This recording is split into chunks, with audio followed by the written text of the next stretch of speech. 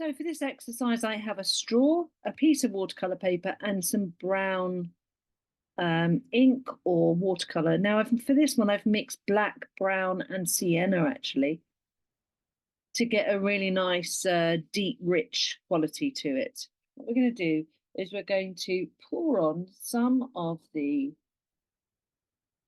watercolor, or you can even use ink for this, in a sort of almost vertical position.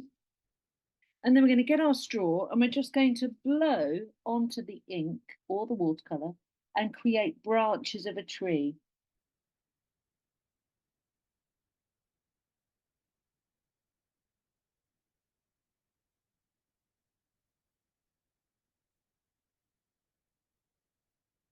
It's a really nice exercise.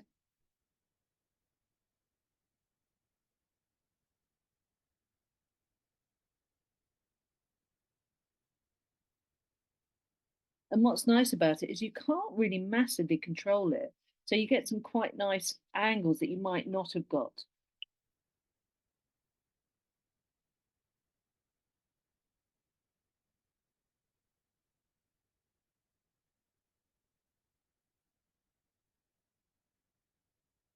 Really nice effect. And I'm just using what's there. I'm not adding any more paint or anything. Turn the page around if you want to get a new angle on the branches.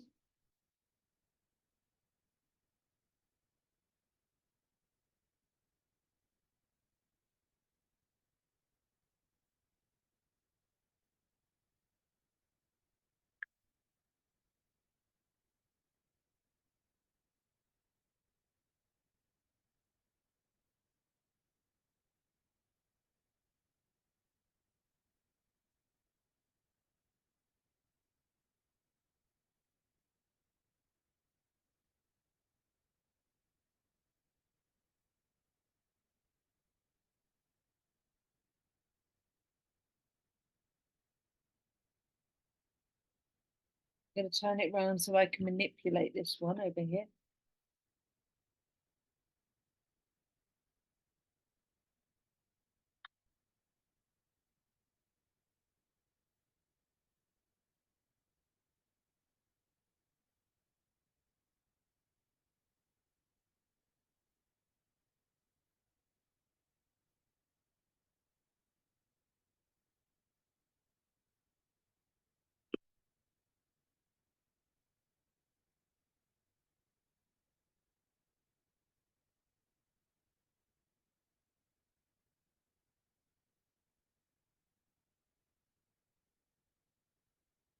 It's a really lovely exercise, and you get such beautiful shapes that you wouldn't be able to, well, you could with a rigger brush, but it's just such a nice way to work.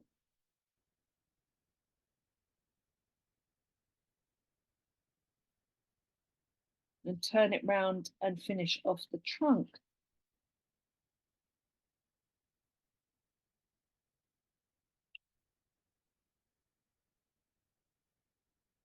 Now, because there's not much paint down there, I may have to fill in the trunk a little bit with some extra ink down here, just to fill in that gap there,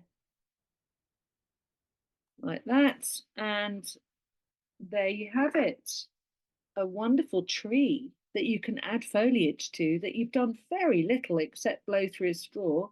And then you can add your foliage on at the end with some green. And what I'd say is that when you do add the foliage on, when it's completely dry, that you keep the foliage very loose and that you can use the straw for a little bit of that as well, so that you get a similar quality to it. Don't start to put in all the little leaves independently. Allow it to be free and rough. What you could do is use some greens and yellows and just add in little dapples of the green instead, rather than painting with too fine a brush. Allow it to be loose and carefree. But that's straw technique for using watercolor or inks.